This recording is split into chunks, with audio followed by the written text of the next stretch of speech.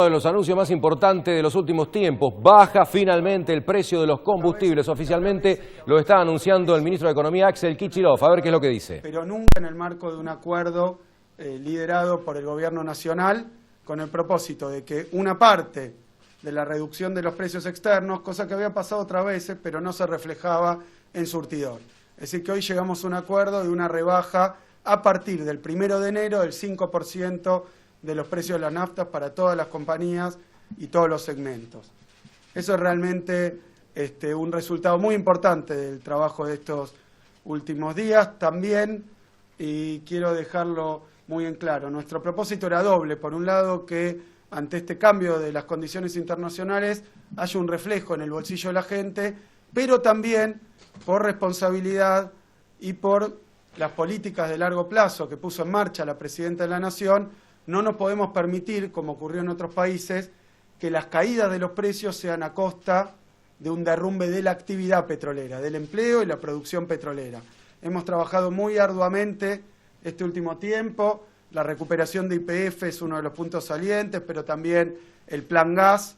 también los cambios en los regímenes de retenciones. Es decir, todo esto ha servido para que en los últimos años haya mejorado muchísimo la performance de la producción de petróleo y gas en la Argentina, particularmente la YPF, que es la empresa líder en el sector y que es la que más ha mostrado crecimiento de inversiones, crecimiento en los equipos, pero ha sido acompañada por todo el sector. Lo dijimos con Julio De Vido en el momento en que presentamos esta decisión de la Presidenta ante el Congreso. YPF es una empresa testigo y central, actor central para el desarrollo de las políticas públicas.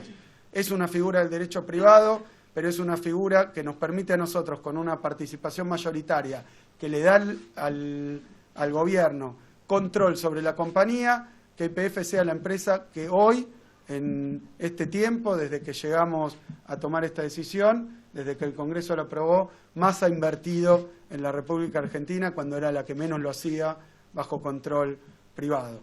Pero nosotros no nos podemos permitir que esta medida afecte la actividad.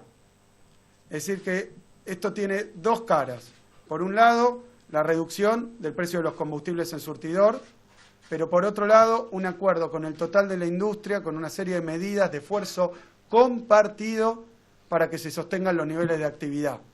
para que siga funcionando la industria petrolera, para que por este cambio internacional que muchos atribuyen a la geopolítica, ni siquiera a problemas de mercado, a decisiones de rentabilidad económica, sino a decisiones geopolíticas encaminadas a conseguir ventajas en el terreno del dominio internacional, que eso no nos afecta a nosotros, un programa de más largo plazo que consiste en recuperar el autoabastecimiento. Nosotros no podemos permitirnos que porque los mercados oscilen, sean volátiles, dicho más claramente, suben y bajan los precios del petróleo, que cuando bajan retiremos equipos y si vuelven a subir tengamos que tardar un año